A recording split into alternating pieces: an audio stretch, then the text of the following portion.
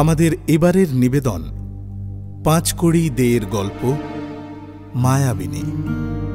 পরিচালনা সৌভিক সাহা। শুরু হচ্ছে মায়াবিনী।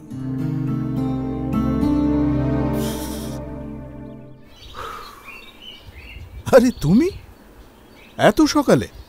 বসো বসো। ব্যাপার কি? ব্যাপার বড় আশ্চর্য, শুনলেই বুঝতে পারবে। কিরকম? এমন ঘটনা আজ পর্যন্ত কেউ কখনো দেখেছে বা শুনেছে বলে তো মনে হয় না। আচ্ছা। একদিন খুব ভোরে দেবেন্দ্র বিজয় লোকাল থানায় এসে ইন্সপেক্টর রামকৃষ্ণ বাবুর সঙ্গে দেখা করলেন। যে সময়ের ঘটনা, দেবেন্দ্র বিজয় তখনকার একজন সেরা ডিটেকটিভ। তার ভয়ে অনেক চোর ডাকাত চুরি ডাকাতি ছেড়ে দিয়েছিল। এরা সবাই দিন রাত দেবেন্দ্র বিজয়ের মৃত্যু কামনা করত। ভয় পেত না শুধু জুমেলিয়া, সে দেবেন্দ্র বিজয়কে নিজের হাতে খুন করতে মরিয়া হয়ে উঠেছিল। সে ভাবত, দেবেন্দ্র যদি ক্ষমতাবান বা বুদ্ধিমান লোক না হয়ে সাধারণ মানুষ হতেন, তাহলে সে তাকে পিষে মেরে ফেলতে পারত। কিন্তু তা হল না। প্রতিবার দেবেন্দ্রই তাকে হারিয়ে দিতে থাকলেন। এই সব ভেবে জুমেলিয়া আরও অস্থির হয়ে উঠত।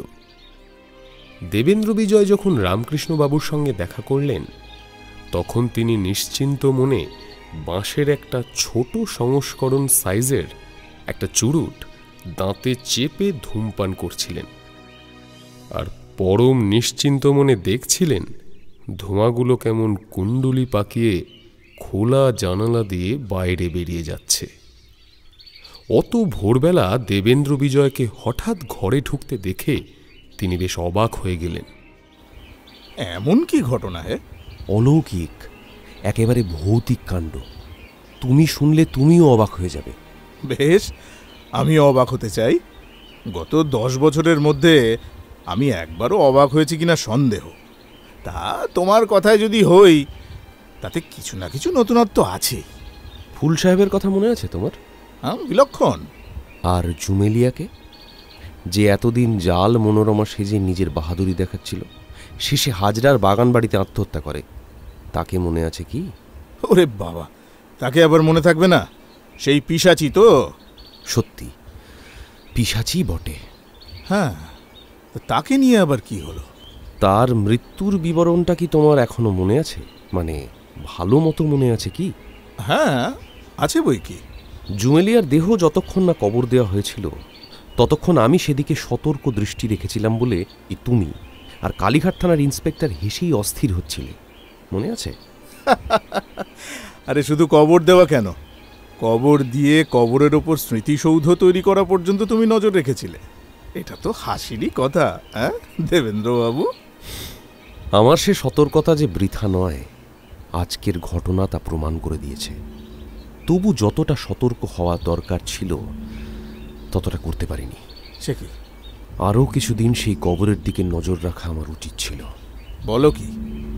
তোমার মাথাটা তো দেখছি একদম বিগড়ে গিয়েছে। সেই। আচ্ছা আচ্ছা, কবরের ওপর এত সাবধানতা কেন? আচ্ছা, তারপরও কি তুমি জুমেলিয়ার কবরের ওপর পাহারা দিয়েছিলে? হ্যাঁ, দিয়েছিলাম 1 সপ্তাহ। যে লোক মরে গেছে, যাকে 5 হাত মাটির নিচে কবর দেওয়া হয়েছে, তার ওপর তুমি 1 সপ্তাহ নজর রেখেছ। এখন আবার বলছো যে আরো কিছুদিন নজর রাখা উচিত ছিল। আচ্ছা, এর মানেটা কি? মাটির নিচে 1 সপ্তাহ কোনো মানুষ বাঁচতে পারে? এই আমার বুদ্ধির বাইরে। তা মিথ্যে বলনি, সাধারণ লোকের পক্ষে এভাবে বেঁচে থাকা অসম্ভব। আরে বাবা, তোমার কথা না আমি মাঝে মধ্যে একেবারে বুঝতে পারি না। আচ্ছা, মৃত্যুর কাছে আবার সাধারণ অসাধারণটা কি? আচ্ছা, তুমি কি আরব দেশের ফকিরদের কথা শুনেছ? মানে তাদের পুনরুত্থানের কথা কখনো শোনোনি? তা শুনেছি, অনেকবারই শুনেছি। তারা কি করে জানো? না, তেমন ভালোভাবে জানি না, তবে কিছু কিছু শুনেছি। আরব দেশের ফকিরদের দ্রব্যগুণ প্রক্রিয়ায় জীবন্ত মানুষের শরীর এমন নিষ্পন্দ করে দিতে পারে যে বড় বড় ডাক্তাররাও পরীক্ষা করে জীবনের কোনো চিহ্নই বের করতে পারেন না। তারপর সবার সামনে সেই ফকিরকে সমাধিস্থ করা হয়। ঠিক। ফকির কিন্তু আগে থেকেই একজন চেলা ঠিক করে রাখে, যে ফকিরের বলে দেওয়া একটা নির্দিষ্ট দিন অবধি, সম্ভবত 1 মাস, সেই কবরের উপর সব সময় সজাগ দৃষ্টি রাখে।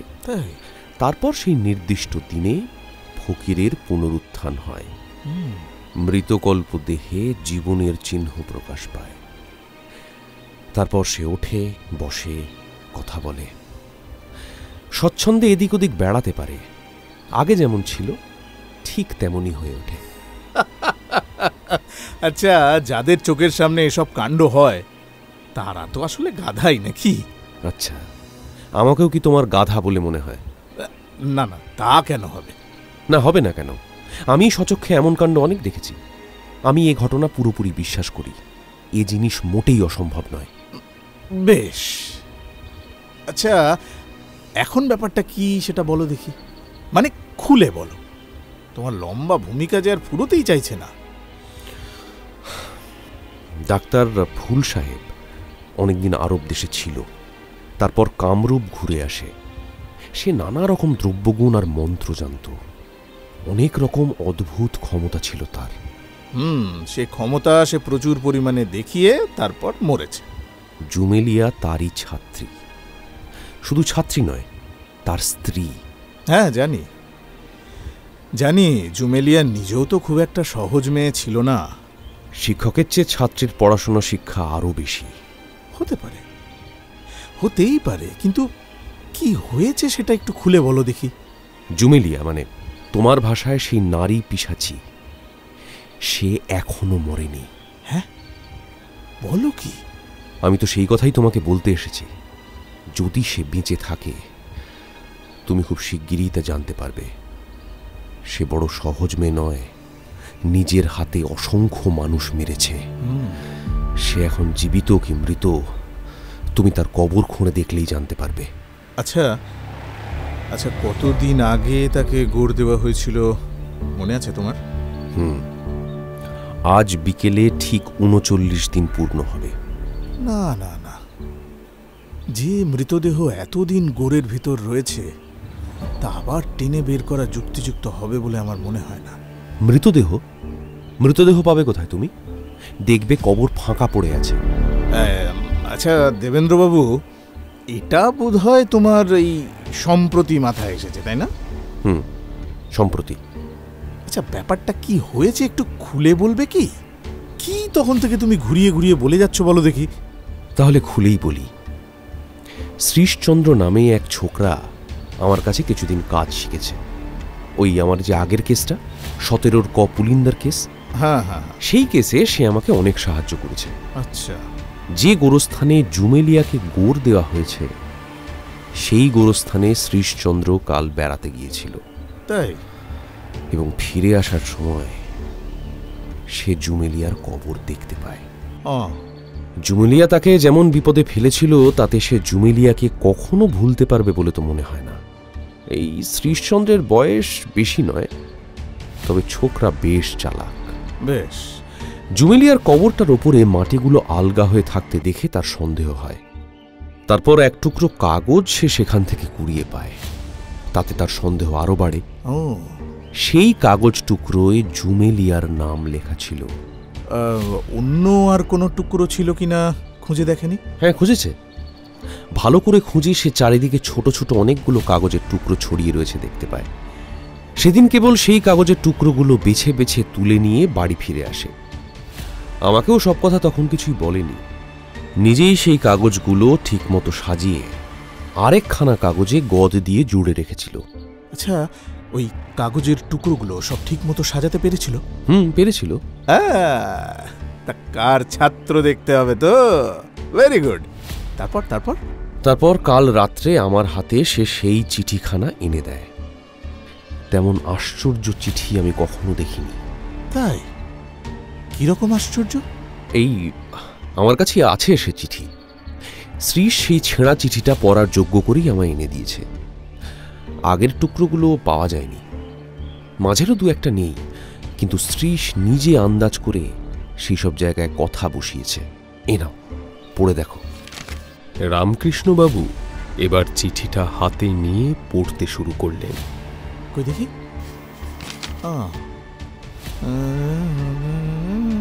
হলো না, অপেক্ষা করবার সময় নেই।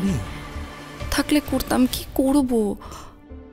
আমার দুর্ভাগ্য যে তোমার সঙ্গে দেখা হলো না। আমি বিশেষ একটা কাজে বালিগঞ্জের দিকে চললাম, হয়তো সেখানে ধরা পড়তে পারি। যদি ধরা পড়ি, আমি কিভাবে আত্মহত্যা করব তা সব তুমি জানো। তোমাকে তো সব বলেছি। এরপর যা লিখছি তা মন দিয়ে পড়ো। তোমাকেই একমাত্র বলে যাচ্ছি, আমার মৃত্যুর দিন থেকে 30 দিন পর্যন্ত কবরের মধ্যেও আমি বেঁচে থাকব। সেই সময়ের মধ্যে তুমি আমাকে উদ্ধার করবে। 30 দিনের এক রাত আগেই বরং চেষ্টা করো, এক রাত পরে যেন না হয়। এক রাত কেটে গেলে আর কিচ্ছু করা যাবে না, তাহলে আমি সত্যিই মরব। মনে থাকে যেন, কবর থেকে আমাকে বের করে যদি দেখো দাঁতে দাঁত লেগে গেছে, তাহলে জোর করে ছাড়াবে। তারপর সেই শিশি থেকে গুনে গুনে ঠিক 8 ফোঁটা ওষুধ আমার মুখে দেবে, যেন 1 ফোঁটা কম বা বেশি না হয়। খুব সাবধান, ঠিক 8 ফোঁটা। তারপর আর কিচ্ছু করতে হবে না, শুধু আধ ঘন্টা অপেক্ষা করবে। আধ ঘন্টা পর আমি আবার তোমার সঙ্গে কথা বলতে পারবো। তুমি বলেছিলে তুমি আমাকে প্রাণের চেয়েও বেশি ভালোবাসো। বলেছ যে আমি যদি তোমার স্ত্রী হই, তাহলে আমার সব পাপ তুমি ক্ষমা করবে। আমায় রক্ষা করো, বাঁচাও। বাঁচলে আমি তোমারই হব। মনে থাকে যেন, পুরো 30 দিন। এক মুহূর্ত পার হয়ে গেলে আর কিছুতেই বাঁচাতে পারবে না। ঠিক 30 দিন। তোমার জুমেলা? হ্যাঁ, কি অদ্ভুত কাণ্ড! সত্যি কবর থেকে উঠে গেছে নাকি? আমার তো তাই বিশ্বাস। আচ্ছা, এটা কখনো হতে পারে? হতে পারে কি, হয়েছে। কিছুই আমার মাথায় ঢুকছে না। কিন্তু শ্রীশচন্দ্র কিন্তু একটা বড় ভুল করেছে। সেটা কি? এই যার নামে চিঠিটা লেখা হয়েছে, তার নামটা যদি কাগজের টুকরোগুলো থেকে কোনো রকমে বের করতে পারত, খুব ভালো হতো। খোঁজ করেছিল কিন্তু পাইনি। কিন্তু রামকৃষ্ণবাবু, হ্যাঁ, এখন কথা হচ্ছে। কি বলো দেখি? আমরা জুমেলিয়ার কবরটাকে খুঁড়ে দেখি ব্যাপার কি দাঁড়িয়েছে। হ্যাঁ, তারপর পরের কথা। বেশ বেশ বেশ, আমি রেডি। তাহলে আজ বিকেলই? ঠিক আছে। বেলা 3টের সময় এখানেই হোক কি সেখানেই হোক, দেখা হবে। না না না না, তুমি এখানে ঠিক বেলা 2টোর সময় এসো। যাওয়ার সময় গঙ্গাধরকেও সঙ্গে নিয়ে নেব। পথে সুপারিনটেন্ডেন্টকেও তার বাড়ি থেকে গাড়িতে তুলে নেব। তারপর সবাই মিলে একসঙ্গে গোরস্থানে যাওয়া যাবে। আচ্ছা বেশ, আমি আমার গাড়ি নিয়ে আসব। সেজন্য তোমাকে ভাবতে হবে না, আমি ঠিক সময় চলে আসব। বেশ, তুমি তার মধ্যে সব ব্যবস্থা করে ফেলো। বেশ, এদিককার জোগাড় সব আমি ঠিক করে রাখব। দেখো, আমার কথা মনে থাকে যেন। দেখতে পাবে কবর নিশ্চয়ই শূন্য পড়ে আছে। বেশ বেশ, দেখা যাবে। জুমেলিয়া তার মৃত্যুর পরেও যে আমার অনুসরণ করবে বলে ভয় দেখিয়েছিল, সে কথা আমি তোমায় আগে বলেছিলাম? কই না তো। তার কবর সম্বন্ধে আমার সতর্ক থাকার এইটা একটা কারণ। এই জন্যই আমি তার কবরের উপর নজর রেখেছিলাম। এখন তার সেই ভয় দেখানোর আসল কারণ আমি বুঝতে পারছি। এই জন্যই সে বলেছিল তার মৃত্যুর পরেও সে তার প্রতিজ্ঞা পূরণ করবে।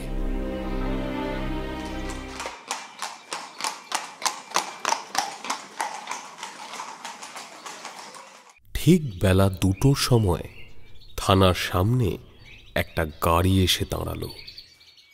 রামকৃষ্ণবাবু ছিলেন সাদা পোশাকে। সবাই দেবেন্দ্র বিজয়ের গাড়িতে গিয়ে উঠতেই কোচম্যান গাড়ি ছেড়ে দিল। পথে সুপারিনটেন্ডেন্টকেও গাড়িতে তুলে নেওয়া হলো। হ্যাঁ, এই তো এসে পড়েছি। চলো, জুমেলিয়ার কবর খুঁড়ে দেখা যাক। আমাদের দেবেন্দ্রবাবু যা বলছেন দেখা যাক তা সত্যি কিনা। জুমেলিয়াকে যেখানে কবর দেওয়া হয়েছিল, দুজন লোক তাদের কোদাল শাবল নিয়ে আগেই সেখানে উপস্থিত ছিল। সুপারিনটেনডেন্ট অনুমতি দিতেই তারা জুমেলিয়ার কবর খুঁড়তে শুরু করল। একটু পরেই মাটির নিচ থেকে শবাধার দেখা গেল। এ বড্ড ভারী বাবু। ভারী?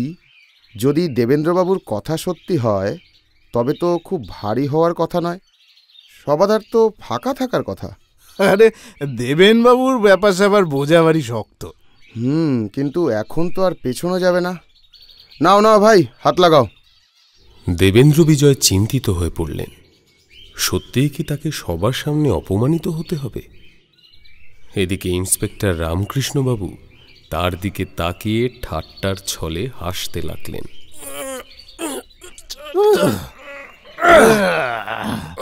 বাপরে বাপ, এ কমন ওজনের লাশ রে ভাই। এই সাবধানে সাবধানে। ঠিক আছে, এবার ঢাকনাটা সরাও।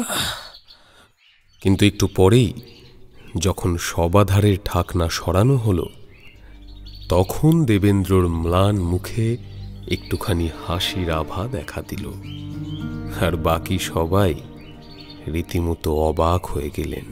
হ্যাঁ, এ কি করে সম্ভব? সবাই একসঙ্গে শবাধারের দিকে তাকিয়ে রইলেন। ভেতরে মৃতদেহ দেখা গেল বটে, কিন্তু সেই দেহ জুমেলিয়ার নয়। কি? এটা তো দেখছি একটা লোকের দেহ। এক দেবেন্দ্র বিজয় ছাড়া সবাই বিস্ময়ে অভিভূত হয়ে পড়লেন। একটু পরে নিজেকে খানিকটা সামলে নিয়ে রামকৃষ্ণবাবু বললেন, দেবেন্দ্রবাবু, এ কি ব্যাপার? কিছু বুঝতে পারছো? আমি বুঝতে পেরেছি, সবটাই বুঝেছি। ও, তা ভালো। তা আমাদের বোঝাও দেখি। আমার তো মনে হচ্ছে আমি এখনো স্বপ্ন দেখছি। এই লোকটাকেই জুমেলিয়া নিশ্চয়ই চিঠি লিখেছিল। এই লোকটার স্ত্রী হতে চেয়েছিল সে। তা হতে পারে। তার কথা মতো এই ছেলেটি কাজও করেছিল। জুমেলিয়া একে ঠিক যেমন যেমন বলে দিয়েছিল, এ ঠিক সেই উপায়ে জুমেলিয়াকে উদ্ধার করেছিল বলেই আমার বিশ্বাস। তাই? তারপর সেই পিশাচি নিজে তার এই উদ্ধারকর্তাকে হত্যা করেছে। নিজের শবাধারে এর মৃতদেহ ভরে নিজেরই কবরে শুইয়ে দিয়ে পালিয়ে গেছে। আমার বিশ্বাস যে জুমেলিয়া এখন এদেশেই আছে। এই লোকটাই জুমেলিয়াকে উদ্ধার করতে এসেছিল। একমাত্র এই তার এই গুপ্ত রহস্য আর তার বেঁচে থাকার কথা জানত। পাছে এ কথা সে কাউকে বলে দেয়, এই ভয়ে জুমেলিয়াকে খুন করেছে। সবাই এখন ভাববে জুমেলিয়া মারা গেছে, কেউ আর তার খোঁজ করবে না। দেবেন্দ্র বিজয়ের কথায় সবাই অস্থির হয়ে উঠলেন।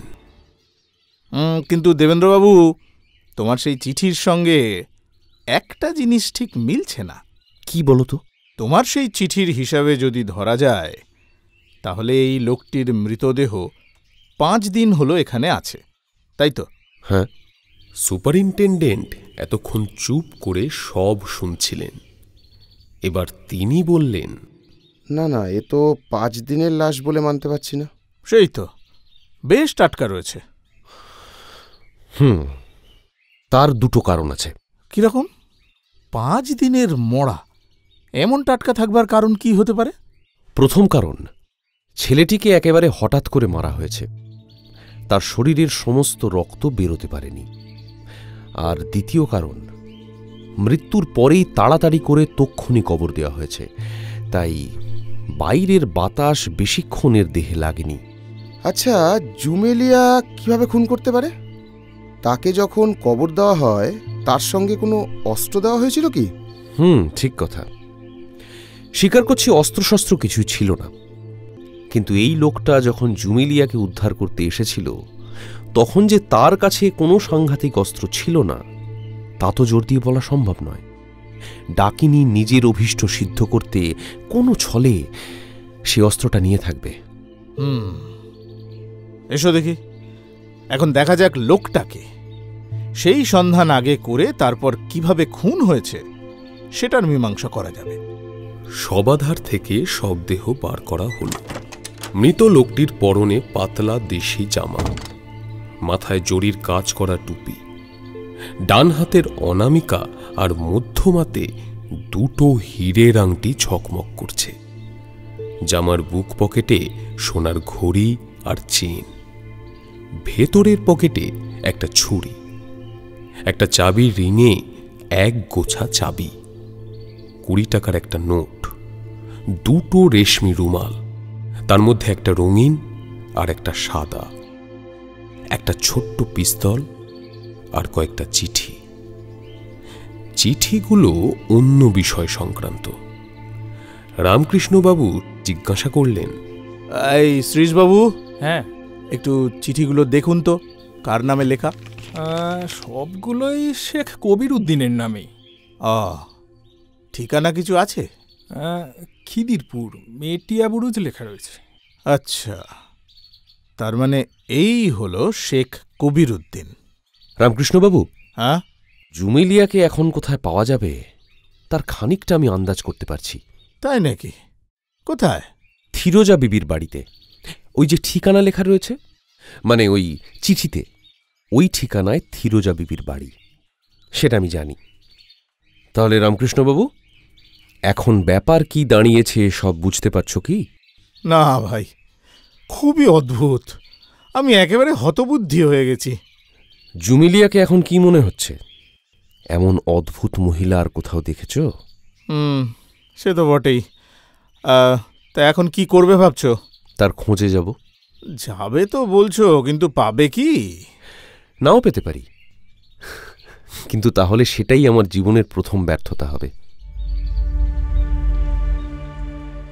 পরদিন সকাল 10টার সময় দেবেন্দ্র বিজয় বৃদ্ধ মুসলমানের বেশে মেটিয়াবুরুজের থিরোজা বাইয়ের বাড়িতে এসে হাজির হলেন।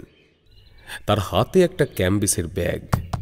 কয়েকবার কড়া নাড়তেই একটি মেয়ে এসে দরজা খুলে দিল। তার বয়স 26-27 হবে, বেশ সুন্দরী।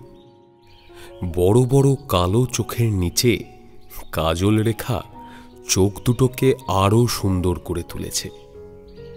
পরনে জরির কাজ করা চুমকি বসানো ঘন নীল রঙের পেশোয়াজ, টিকালো নাকে ছোট্ট একটা নথ, গায়ের রং একেবারে চাঁপা ফুলের মতো।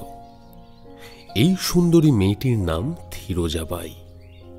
ছদ্মবেশী দেবেন্দ্র বিজয়কে দেখে থিরোজাবাই জিজ্ঞেস করল, কে আপনি? কাকে খুঁজছেন? এখানে কবির উদ্দিন নামে কেউ থাকে? হ্যাঁ, থাকে। তার সঙ্গে কি একবার দেখা হতে পারে? না, তিনি তো আজ 3-4 দিন হলো কোথায় যেন গেছেন। ও, এখনো ফেরেননি। তবে তিনি চলে যাওয়ার পরে তার এক বোন এসেছেন। তিনিও তার দাদার সঙ্গে দেখা করবার জন্য এখানেই আছেন। ওই কবিরবাবুর ঘরেই উঠেছেন, তার জন্যই অপেক্ষা করছেন। কবির কবে ফিরবে এটা তার বোন জানে? তা তো বলতে পারবো না। তাকে একবার জিজ্ঞেস করে দেখো দেখি। আচ্ছা, আপনি অপেক্ষা করুন, আমি জিজ্ঞেস করে আসছি। আচ্ছা, দাঁড়াও দাঁড়াও, কোন ঘরে থাকে কবির? ওই 3 তলার একটা বড় ঘরে। ওই ঘরটা ভাড়া নিয়েছেন। আচ্ছা আচ্ছা, শোনো না, হ্যাঁ, আমি বলছি যে কবির বা কবিরের বোন কেউই আমার পর নয়, কিন্তু আমি তার কাকা হই। ও, তার সঙ্গে দেখা করতে আমার ওপরে যেতে বাধা কোথায়? আর বলছি, তুমিও এসো না আমার সঙ্গে, চলো। ও আচ্ছা, চলুন। বলতে বলতেই দেবেন্দ্র এগিয়ে গেলেন। থিরোজাবাই তাকে সঙ্গে নিয়ে 3 তলায় উঠল। কবির উদ্দিনের ঘরটা দেখিয়ে দিয়ে সে বাইরে দাঁড়িয়ে রইল। দেবেন্দ্র বিজয় ঘরে ঢুকে দেখলেন সেখানে কেউ নেই। একপাশে একটা টেবিল আর তার পাশেই একটা চেয়ার। দেবেন্দ্র বিজয় টেবিলের উপর দুটো চিঠি পড়ে থাকতে দেখলেন। থিরোজাকে ডেকে বললেন, কই, ঘরে তো কেউ নেই। চলে গেছেন? কখন গেলেন? কি আশ্চর্য, আমাকে কিছু বলে যাননি তো। বলেছিলেন তার দাদার সঙ্গে দেখা না করে যাবেন না। দেবেন্দ্র বিজয় দেখলেন চিঠি দুটোর একটা থিরোজাবাইয়ের আর অন্যটা ডিটেকটিভ দেবেন্দ্র বিজয়ের নামে। দুটো চিঠি রেখে গেছে দেখছি, একটা তো আমার নামে আরেকটা বোধহয় তোমার, এ নাও। দেখি। দেবেন্দ্র বিজয় একটা নিজে নিয়ে অন্যটা থিরোজার হাতে দিলেন। তাই তো, আপনার জন্য একখানা চিঠি লিখে গেছেন। কি জানি, আপনার সঙ্গে দেখা করার ইচ্ছে বোধহয় তার নেই। আমার সঙ্গে দেখা করার ইচ্ছে কবিরের নাই থাকতে পারে, কিন্তু তার বোন আমার ভয়ে পালাবে কেন? কবির যে পালাবে সে তো আমি জানি। কেন? বখাটে ছোকরা চিরটা কাল আমাকে জ্বালিয়ে মারল। এদিকে থিরোজাবাই তখনই তার চিঠিটা নিজের মনে পড়তে শুরু করে দিল। দেবেন্দ্র বিজয় নিজের চিঠিটা চোখের সামনে ধরলেন, কিন্তু চোখ রাখলেন থিরোজার চিঠির উপর। সেই চিঠিতে দু একটা মামুলি কথা ছাড়া আর কিছুই লেখা ছিল না। লিখেছেন এখন কিছুদিনের জন্য এখান থেকে চলে যাচ্ছেন। ব্যাপার কি কিছুই তো বুঝতে পারলাম না। এও লিখেছেন যে তার ভাই কবিরও নাকি এখন আর ফিরবেন না। কোথায় গেল তোমার চিঠিতে কিছু লেখেনি? না, আমার চিঠিতে তো কিছু লেখেননি। আপনার চিঠিতে লিখেছেন? না, কিছু লেখেনি। কি জানি কি তাদের মনের কথা। আমার ভয় তারা পালিয়ে পালিয়ে বেড়াচ্ছে। কেন বলুন তো? না মানে আপনাকে তাদের এত ভয় কেন? আছে, আসলে কবির একটা মস্ত ভয়ের কাজ করে ফেলেছে। ভয়ের কাজ? কিরকম? আচ্ছা বলো তো, এই ইদানিং মানে তার চরিত্রের কোনো পরিবর্তন দেখেছিলে? সে কি খুব ভাবনা চিন্তা করতো, বা ধরো খিটখিটে হয়ে পড়েছিল? হ্যাঁ, তা খানিকটা হয়েছিল বটে। মুখ কি একেবারে ফ্যাকাশে করে থাকতো সব সময়? হ্যাঁ, ঠিক বলেছেন। মুখটাও কেমন যেন ফ্যাকাশে ফ্যাকাশে দেখাতো। কারোর সঙ্গে কথাবার্তা বা গল্প স্বল্প করতো না, আজকাল তো একেবারেই মুখ বন্ধ করে দিয়েছিলেন। কতদিন ধরে এরকম দেখছো? তাও প্রায় সপ্তাহ তিনেক হবে। এর মধ্যে অনেক ব্যাপার আছে, তুমি শুনলে বুঝতে পারবে। আচ্ছা, বেশ বলুন। এই সপ্তাহ তিনেক আগে কবির একজনের নামে একখানা দলিলে জাল সই করেছে। জাল করেছে? এখন সেই কথা আদালতে উঠতে যাচ্ছে। সব ফাঁস হয়ে গেছে। সর্বনাশ। সর্বনাশ তো বটেই, তবে কি জানো, একটা উপায় আছে। কি উপায়? কবির যার নাম সই করেছে সেটা আমারই নাম। ও, তাই আমি তার সঙ্গে দেখা করতে এসেছিলাম। দেখো, আমি এখনো তার সমস্ত অপরাধ ক্ষমা করে দিতে রাজি। আমি সব ভুলে যেতেও প্রস্তুত। এই বিপদ থেকে তাকে বাঁচানোর জন্য আমি বেশ কিছু টাকাও এনেছি। আচ্ছা। ভেবেছিলাম তাকে সেই টাকাগুলো দিয়ে যাব, যাতে ভবিষ্যতে এমন কুকর্মে সে আর হাত না দেয়। বুঝিয়ে বলবো তাকে। সত্যি খুব ভালো মানুষ আপনি। হলে কি হবে, সে বেটা পাজির পা ঝাড়া। সে কি আমার দয়া চায় না আমাকে মানে?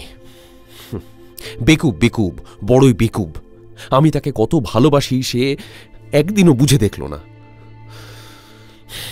যাই হোক, তুমি যদি একটু অনুগ্রহ। কি বলুন? অনুগ্রহ আবার কি? দেখো, সে কিংবা তার বোন আবার এখানে ফিরে আসতে পারে। আমার কিন্তু তা মনে হয় না। তোমাকে চিঠিও লিখতে পারে। হ্যাঁ, তা লিখতে পারে। লিখবে, চিঠি সে লিখবেই লিখবে। বেশ, তাহলে আমি তাকে আপনার কথা জানাবো। না থিরোজা বিবি, তাহলে বড় মুশকিল হয়ে যাবে। বুঝলি তো, সে ভারী একগুঁয়ে ছেলে। আমার কথা এখন তার কাছে একদম বলো না। আচ্ছা। কিছু না বলে সে কোথায় থাকে কেবল সেইটা তুমি আমাকে চিঠি লিখে জানাবে, তাহলেই আমি তার সঙ্গে দেখা করতে পারবো। বেশ। আমার জন্য যে চিঠিটা রেখে গেছে সে চিঠির কথা যদি জিজ্ঞেস করে, তুমি জানো না বলে একেবারে উড়িয়ে দেবে। হ্যাঁ, আচ্ছা, ঠিক আছে। দাও, তোমার চিঠির এক পাশে আমার ঠিকানাটা লিখে দিয়ে যাই। কিন্তু মনে রেখো, আমার কোনো কথা তাকে একদম বলো না। আচ্ছা, বলবো না। এই বলে দেবেন্দ্র বিজয় থিরোজার হাত থেকে তার চিঠিটা নিয়ে এক পাশে পেন্সিল দিয়ে নিজের ছদ্মনাম আর ঠিকানা লিখে দিলেন। এখন তবে আসি। সালাম। সালাম। মায়াবিনী ঝুমেলিয়া, ঝুমেলিয়া সত্যিই মায়াবিনী। দেবেন্দ্র বিজয় বুঝলেন কবর খুঁজে দেখা হয়েছে, ঝুমেলিয়া এখনো বেঁচে আছে। এ কথা যে দেবেন্দ্র জানতে পেরেছেন, এইটুকু সময়ের মধ্যে জুমেলিয়াও তা জানতে পেরে গেছে। দেবেন্দ্র ফিরোজাবাইয়ের বাড়িতে যে চিঠি পেয়েছিলেন তার থেকে এর প্রমাণ খানিকটা পেয়েছিলেন। কবিরের ঘরে 1 সপ্তাহ ধরে যে তার বোন পরিচয় দিয়ে বাস করছিল, সে জুমেলিয়া ছাড়া যে আর কেউ হতে পারে না, এ কথা বুঝতে দেবেন্দ্রর বেশি সময় লাগল না। দেবেন্দ্র বিজয়কে লেখা জুমেলিয়ার চিঠিটা বেশ নতুন ধরনের, প্রায় অলৌকিক বলা চলে। তার প্রত্যেক ছত্রে জুমেলিয়ার পৈশাচিক হৃদয় আর কল্পনার পরিচয় পাওয়া যাচ্ছে। দেবেন্দ্র মন দিয়ে চিঠিটা পড়তে লাগলেন। শ্রী শ্রীযুক্ত মরণাপন্ন গোয়েন্দা দেবেন্দ্র বিজয় মিত্র, আমার পরাজিত প্রতিদ্বন্দ্বী মহাশয় সমীপেষু, আবার আমাদের যুদ্ধক্ষেত্রে দেখা হয়ে গেল। এবারে আমায় আর তুমি ঠেকাতে পারবে না। এবার এমনভাবে আমি তোমাকে মারব যে তুমি কিছু জানতেও পারবে না। আমি বেঁচে আছি সে খবর তুমি জানতে পেরেছ, তাতে অবশ্য আমার বিশেষ ক্ষতি নেই। ভয় পাবার বা জুজু দেখে আঁতকে ওঠার মেয়ে আমি নই, আমি জুমেলিয়া। তোমাকে 1 মুহূর্তে 7 সমুদ্র 13 নদীর জল খাইয়ে আনতে পারি। বড় শক্ত মেয়ের পাল্লায় পড়েছ তুমি। বুঝে শুনে কাজে হাত দিলে ভালো করতে। এখন আর কি করবে? তোমার বউয়ের বিধবা হওয়া কেউ ঠেকাতে পারবে না। জুমেলিয়া তোমাকে কিভাবে কানে ধরে ঘুরপাক খাওয়াচ্ছে তার কিছুটা বুঝতে পারছো কি? এখনো বোধহয় পারোনি, তবে খুব শিগগিরই পারবে। আর বেশি দিন ঘুরতে হবে না। এক কাজ করো, এই বেলা উইল টুইল যা করতে হয় করে ফেলো। খুব তাড়াতাড়ি তুমি মরবে। যখন তুমি আর তোমার বন্ধুরা মিলে আমার কবর খুঁড়ে দেখছিলে, তখন আমি ওখানেই ছিলাম। লুকিয়ে তোমাদের সব কাজকর্ম দেখছিলাম, সব কথাও শুনেছি। কেমন করে তুমি আমার গোপন চক্র ভেদ করতে পারলে, কেমন করে আমার সব খবর জানতে পেরেছিলে তা আমি জানি না, কিন্তু বুঝতে পেরেছিলাম ফিরোজা বিবির বাড়ির ঠিকানা তোমরা বের করতে পারবে, আর আমি কোথায় থাকি তাও বুঝে নিতে পারবে। দেবেন, তুমি সাহসী, বুদ্ধিমান। তুমি যদি সৎপথ ছেড়ে আমার পথে আসতে, তাহলে সত্যি বলছি তোমার এই তীক্ষ্ণ বুদ্ধির জন্যই আমি তোমাকে ভালোবাসতাম। এক ডাক্তার ফুল সাহেব ছাড়া আজ পর্যন্ত আমার সমকক্ষ আমি আর কাউকে দেখিনি। শুধু তোমাকেই এখন দেখছি। ফুল সাহেব আমার চেয়ে বয়সে অনেক বড় ছিলেন, তুমি যুবক, কিন্তু বড্ড বেশি ধর্মভীরু আর গোঁয়ার। তুমি আমাকে মনোরমার সম্পত্তির থেকে বঞ্চিত করেছ। আমি তোমাকে ঘৃণা করি। তুমি আমাকে ভালো মতন জানো দেবেন্দ্র, আমি কি জন্য তোমাকে এত সব কথা লিখছি একবার ভালো করে ভেবে দেখো। এই যে এখন তোমাকে চিঠি লিখছি, তোমাকে সাবধান করে দিচ্ছি, সেই সময়টুকুর মধ্যে এই জুমেলিয়ার কাছে তুমি হেরে গেলে। সাবধানে থেকো। আমি তোমার নারী শত্রু, তোমার চিরকালের শত্রু জুমেলা। চিঠির এক জায়গায় লেখা আছে, জুমেলিয়ার চিঠি পড়া সময়ের মধ্যেই দেবেন্দ্র বিজয় তার কাছে পরাজিত হয়েছেন। দেবেন্দ্র বিজয় নিজের জন্য চিন্তিত নন, কিন্তু তার স্নেহের আর কাছের মানুষদের জন্য তিনি উৎকণ্ঠিত হয়ে উঠলেন। কে জানে জুমেলিয়া কাকে প্রথম আক্রমণ করবে। দেবেন্দ্র চিঠিটা পকেটে রেখে তাড়াতাড়ি বাড়ির দিকে চললেন।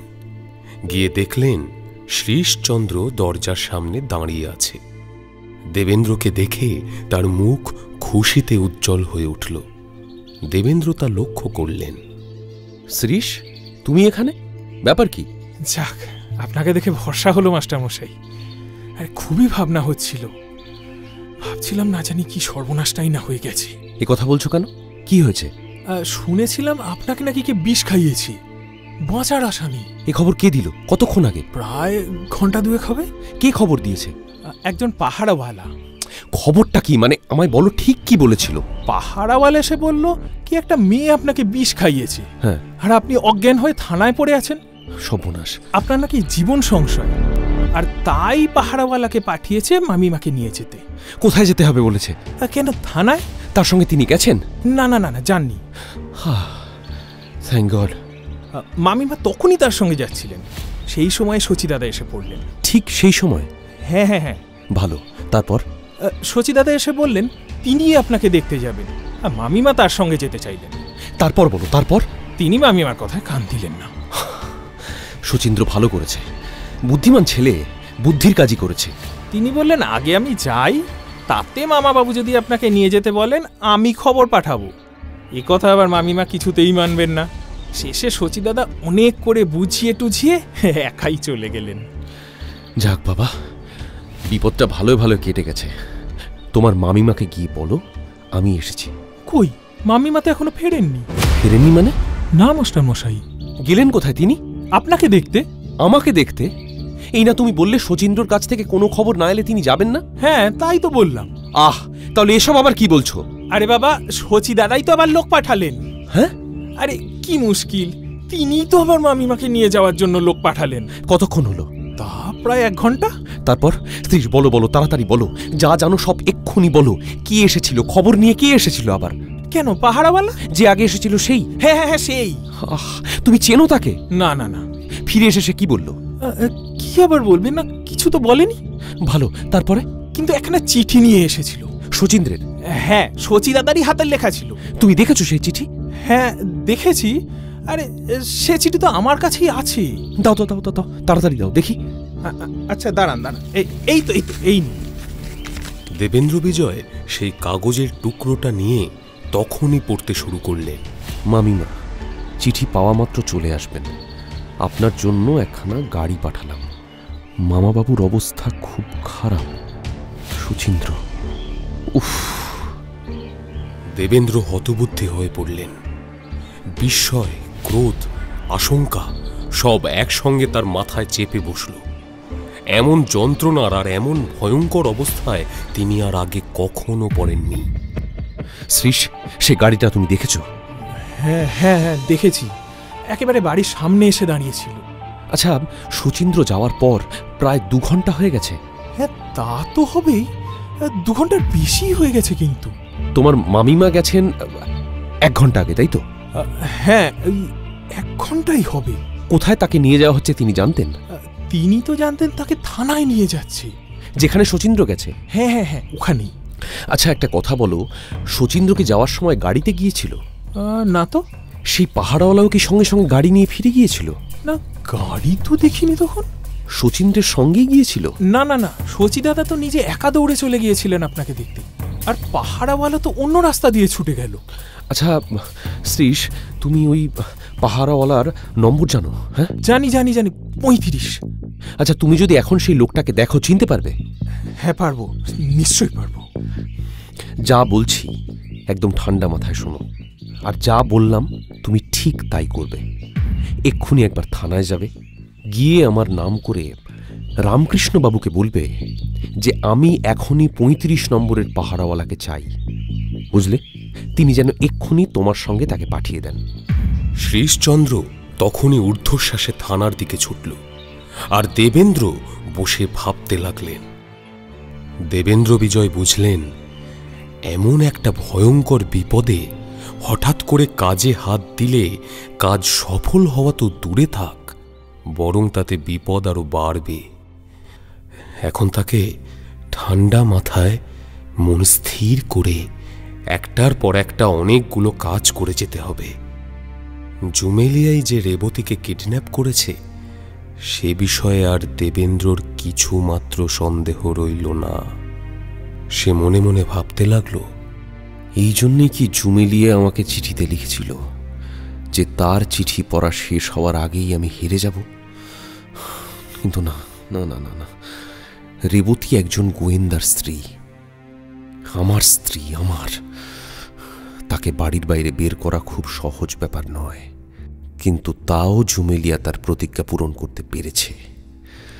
খুব বড় চাতুরীর খেলা খেলেছে সে, খুব বড়। রেবতী যতই বুদ্ধিমতী হন না কেন, ঝুমেলিয়ার জাল ছিঁড়ে বেরোনো তার পক্ষে সম্ভব নয়।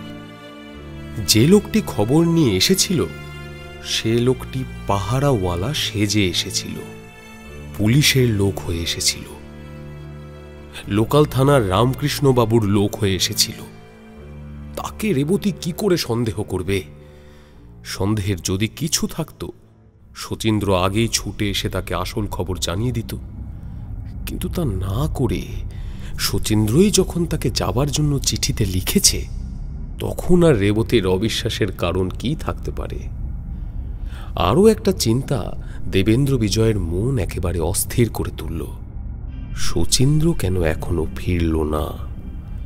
তার ফিরে আসার ক্ষেত্রে ঝুমেলিয়া কিভাবে বাধা তৈরি করল? দেবেন্দ্র আবার চিঠিটার দিকে তাকালেন। শচীন্দ্রর হাতের লেখা জাল করে লেখা হয়েছে, অবিকল শচীন্দ্রের হাতের মতোই লেখা। রেবতী সহজেই তাতে ঠকে গিয়েছেন। যাতে সামান্যতম সন্দেহের সম্ভাবনাও না থাকে, সেজন্যই শচীন্দ্র যাওয়ার পরে আরও 1 ঘন্টা অপেক্ষা করে তারপর শচীন্দ্রের হাতের লেখা নকল করেই চিঠি পাঠানো হয়েছে। কি ভয়ানক জটিল চাতুরী! এখন এই বিপদের মধ্যে অপেক্ষা করে থাকা ছাড়া আর কি বা করব? গায়ের জোরে রাস্তায় ছুটে বেরোলেই বা কি হবে? কি জিজ্ঞেস করব আমি? কাকে কি জিজ্ঞেস করব? ঝুমেলিয়ার সম্বন্ধে আমার থেকে বেশি আর কে জানে? অপেক্ষা অপেক্ষা করা ছাড়া এখন আর কিছু করার নেই। ভাবতে হবে, ভেবে বের করতে হবে কি উপায়। ভাবো দেবেন্দ্র বিজয়। দেবেন্দ্র বিজয় আবার ভাবতে লাগলেন। না না না না না, অসম্ভব। শচীন্দ্রকে ঝুমেলিয়া এই দিনের বেলায় কখনোই করায়ত্ত করতে পারবে না। অন্য কোনো কৌশলে তাকে দূরে কোথাও নিয়ে ফেলেছে। তাই হবে। সেই জন্যই সে এখনো ফেরেনি। ঝুমেলিয়া সহজে নিজের কাজ মিটিয়ে নিয়েছে। আপাতত আমার কোনো সুবিধের অপেক্ষায় থাকতে হবে। এর মধ্যেই শ্রীশচন্দ্র 35 নম্বর পাহারাওয়ালাকে নিয়ে ফিরে এলো। ও শ্রীশ, এসছো? আচ্ছা আচ্ছা, আপনি এখানে একটু বসুন, আমি আসছি, কেমন? আচ্ছা স্যার। শ্রীশ, এদিকে এসো। দেবেন্দ্র শ্রীশচন্দ্রকে নিয়ে অন্য ঘরে গেলেন। কি বুঝলে শ্রীশ? বলছি মামাবাবু, এ তো সে লোক নয়। তা আমিও জানি। এর নাম আব্দুল। তুমি কি একে চেনো? হ্যাঁ চিনি, ছোটবেলা থেকে দেখে আসছি। আচ্ছা, চেষ্টা করলে এই আব্দুল এ কি তোমাকে বোকা বানাতে পারে? না না। চলো। শ্রীশকে নিয়ে দেবেন্দ্র বৈঠকখানার ঘরে ফিরে এলেন। তারপর জিজ্ঞাসা করলেন, আব্দুল, 2.5 ঘন্টা আগে তুমি কোথায় ছিলে? বাড়িতেই ছিলাম স্যার। আচ্ছা আচ্ছা, তা কোথায় তোমার বাড়ি? এই তো রাজার বাগানে। আজ কোনো জিনিস তুমি হারিয়েছো? হ্যাঁ স্যার, আমার চাপরাশখানা। কখন, কেমন করে হারালে? তখন আমি ঘুমোচ্ছিলাম। একজন লোক এসে আমার স্ত্রীর কাছে চাপরাশখানা চায়। তাতে আমার স্ত্রী তাকে জিজ্ঞেস করে কোন চাপরাশ। লোকটা বলে যেখানা পাহারাওয়ালা সাহেব মেরামত করতে দেবে বলেছিল। আমার স্ত্রী তাকে বলে তিনি তো এখন ঘুমোচ্ছেন। তাতে সে বলে যে তার হাত নাকি এখন খালি আছে, চাপরাশখানা খুব তাড়াতাড়ি ঠিক করে দিয়ে যাবে। আচ্ছা, এরপর নাকি আর পেরে উঠবে না। তারপর এই সমস্ত কথা শুনে আমার স্ত্রী তখন তাকে আমার চাপরাশখানা বের করে দিয়ে দেয়। বেশ। আচ্ছা, এর মধ্যে তুমি কোনো লোককে তোমার চাপরাশ মেরামতের কথা বলেছিলে? হ্যাঁ বলেছিলাম, তবে স্যার এর মধ্যে একটা অদ্ভুত ব্যাপার আছে। কিরকম? যখন আমার ঘুম ভাঙল, আমার স্ত্রী আমাকে সব কথাই খুলে বলল। আমার মনে পড়ল যে কিছুদিন আগে আমি নীলু মিস্ত্রিকে আমার চাপরাশখানা পালিশ করে দিতে বলেছিলাম। তাতে ভাবলাম যে নীলু মিস্ত্রি আমার চাপরাশখানা নিয়ে গেছে। ভালো, তারপর? আমি তখনই নীলু মিস্ত্রির কাছে যাই। সে তো আমার কথা শুনে একেবারে অবাক। তাই নাকি? বলল যে সে চাপরাশের কথা কিছুই জানে না।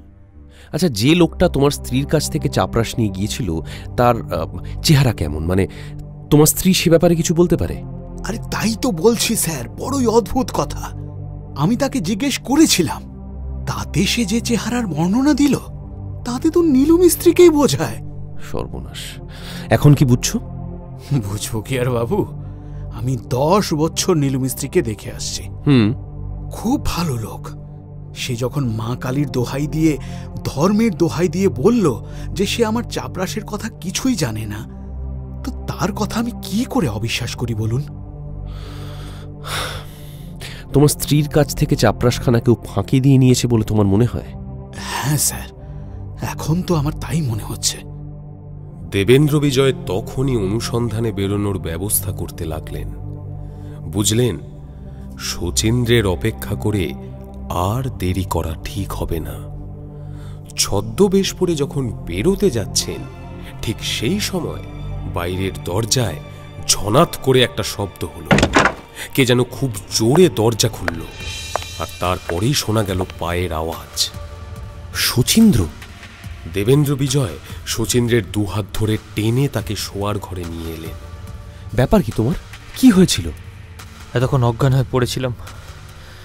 একটা লোক পেছন থেকে লাঠির বাড়ি মেলে পালায়। কখন? কোথায়? ওই পদ্মপুকুরের বড় রাস্তা ছেড়ে জেলে পাড়ার ভিতর ঢুকছি সেই সময়। কোথায় লাঠি মেরেছে? মাথার উপরে, এই জায়গাটায়। দেখি দেখি, কে মেরেছে জানো? আরে দেখিনি, দেখতে পেলে তো হয়েই যেত। পালিয়েছে? হ্যাঁ। মাথা ফাটেনি তো? না, তবে ওপরের চামড়ার খানিকটা একটু কেটে গিয়েছে, এই যে খানিকটা রক্তও বেরিয়েছে, কিন্তু খুব সাংঘাতিক কিছু নয়। ওই ব্রজেন ডাক্তারের ডিসপেন্সারির সামনেই তো অজ্ঞান হয়ে পড়েছিলাম। ডাক্তারবাবু ছিলেন সেখানে, আমাকে ওই ওষুধ টষুধ দিয়ে রক্ত বন্ধ করে দিয়েছেন। যাগে, মামিমা কোথায়? নেই। মানে বাড়িতে নেই। সে কি? যে বদমাইশগুলো আবার লোক পাঠিয়েছিল, তোমার নাম জাল করে একখানা চিঠি লিখে দিয়েছিল। আচ্ছা, মানে তোমার সই জাল করে, এমনকি হাতের লেখাটাও এক। তবে কি মামিমা আবার জুমেলিয়ার হাতে পড়েছে? জুমেলিয়া ছাড়া কার এমন সাহস হবে? কি আর দেবেন্দ্রকে এমন চাতুরির খেলা খেলাতে পারে? আমি এখনই যাচ্ছি। কোথায়? রাজার বাগানে, নীলু মিস্ত্রির বাড়ি। সেখানে কেন? কি হয়েছে আমাকে সব খুলে বলুন মামাবাবু। শোনো শচীন্দ্র, আব্দুল পাহারাওয়ালার চাপরাশ চুরি হয়ে গেছে। আচ্ছা।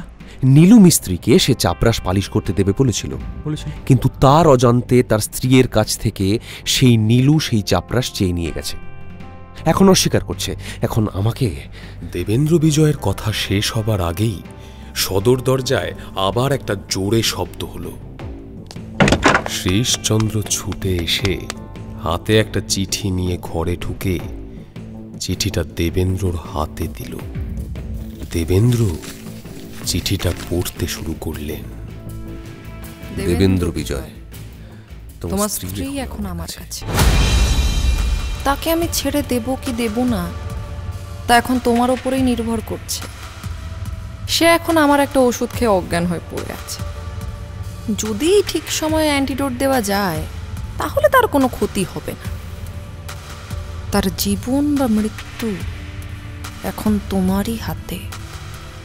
তুমিই বলতে পারো সে বাঁচবে না মরবে। শোনো, তোমার কাছে আমার একটা প্রস্তাব আছে। আমি জানি একবার কথা দিলে তুমি ঠিক কথা রাখো। আমার প্রস্তাবটা কি সে কথা পরে বলছি। আমার মনের ভেতর এখন আশা নিরাশা দুইয়ে মিলে বড্ড উৎপাত শুরু করেছে। আজ রাত ঠিক 11টার পর বালিগঞ্জের বাগান বাড়িতে দেখা করব। লাহাদের বাগান। বাগানের পশ্চিম দিকে যে কাঠের ঘর আছে সেখানে দেখা করব। আসার সময় কোনো অস্ত্রশস্ত্র সঙ্গে এনো না। আমার সঙ্গে দেখা হলে বিনা বাক্য ব্যয় আমার পেছনে পেছনে আসবে। রেবতীকে যদি বাঁচাতে চাও তাহলে যা করতে বলবো তাই তাই করবে। আমি যেখানে তোমাকে নিয়ে যাব তোমাকে যেতে হবে। ইচ্ছে আছে রেবতীকে ছেড়ে দেওয়ার, কিন্তু তার জন্য একটা পরামর্শ করতে হবে। পরামর্শ করে সন্ধির কথা ঠিক করব। তুমি অন্য কাউকে সঙ্গে নিয়ে এসো না। নিয়ে এলে আর আমার দেখা পাবে না। আমাকে গ্রেপ্তার করার বা কোনো রকম ক্ষতি করার চেষ্টা করলে তোমার স্ত্রী দগ্ধে দগ্ধে মরবে, কেউ বাঁচাতে পারবে না। এর মধ্যে তুমি যদি আমাকে হত্যা করো, তোমার স্ত্রীর মৃত্যু একেবারে অনিবার্য হয়ে উঠবে। তুমি জানো আমি কিরকম মেয়ে, তাই আমার কথার অন্যথা করো না। আমি তোমায় কথা দিচ্ছি, তুমি একা এসে দেখা করলে ভয়ের কোনো কারণ নেই। আজ রাতে আমাদের মধ্যে যাই কথা হোক না কেন, তুমি নিশ্চিন্তে বাড়ি ফিরতে পারবে। আর যতক্ষণ না তুমি বাড়ি ফিরছ, জুমেলিয়া তোমার কোনো ক্ষতি করবে না। বাকি কথা রাত 11টার পরে হবে। মনে থাকে যেন, তোমার স্ত্রী এখন 20 হাত জলের তলায় আছে। মনে রেখো আমি কেমন মেয়ে। ইতি, জুমেলিয়া।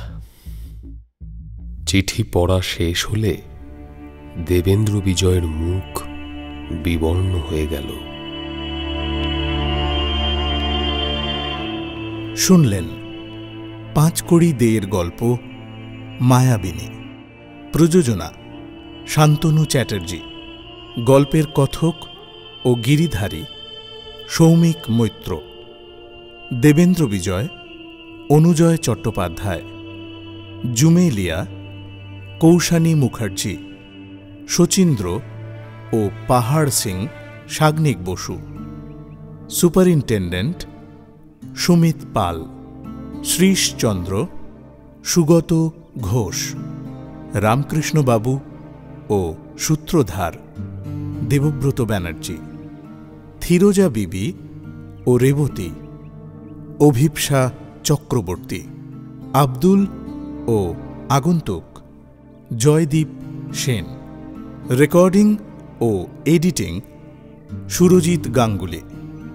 আবহ ও শব্দ নিয়ন্ত্রণ গোপাল দাস। পোস্টার অলিপা।